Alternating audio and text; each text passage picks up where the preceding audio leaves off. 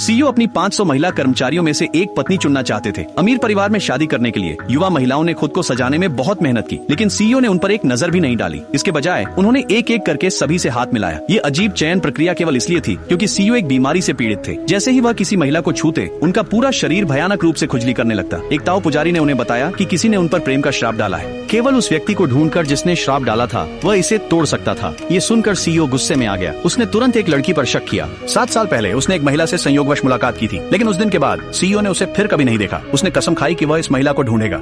दूसरी ओर उस महिला को खुद नहीं पता था कि उसने किस पर जादू किया था। इसके विपरीत उस दिन के बाद उसके जादू का एक हिस्सा गायब हो गया था। उसने 5 शरारती बच्चों को भी जन्म दिया था। ताओ पुजारी बच्चों की शरारत सहन नहीं कर सका, इसलिए उसने महिला से कहा कि वह बच्चों को उनके जैविक पिता के पास ले जाए। इन बच्चों का पालन पोषण करने के लिए उसने एक ज्योतिषी के रूप में नौकरी ढूंढी, लेकिन उसे नहीं पता था कि यह वास्तव में सीईओ की कंपनी थी। कई वर्षों से एक दूसरे को न देखने के कारण उनमें से कोई भी एक दूसरे को पहचान नहीं पाया। सीईओ ने उससे 7 साल पहले की महिला को खोजने में मदद करने के लिए कहा। उसने सीईओ से उस महिला के रूप रंग को याद करने की कोशिश करने के लिए कहा। फिर महिला ने एक मंत्र पढ़ना शुरू किया। उसने निष्कर्ष निकाला कि वह महिला इसी कंपनी में थी। सीईओ ने फिर से सभी महिला कर्मचारियों को इकट्ठा किया, लेकिन फिर भी कोई नहीं था जिसे वह सामान्य रूप से छू सके। उसी समय बच्चों ने सोचा कि उनकी माँ बहुत मेहनत करती है, इसलिए उन्होंने कंपनी जाकर उन्हें देखने की चर्चा की। सबसे बड़ा बेटा एक शीर्ष हैकर था। उसने जल्दी से अपनी माँ की कंपनी का पता लगा लिया। सबसे छोटी बेटी ज्योतिष में निपुण थी। उसने उनके पिता की पहचान भी झांत कर ली। फिर दोनों कंपनी के लिए निकलने की तैयारी करने लगे, लेकिन छोटी लड़की को लगा कि कार से जाना बहुत धीमा होगा, इसलिए उसने सीधे जादू का उपयोग करके पहले कंपनी पहुँचने का निर्णय लिया।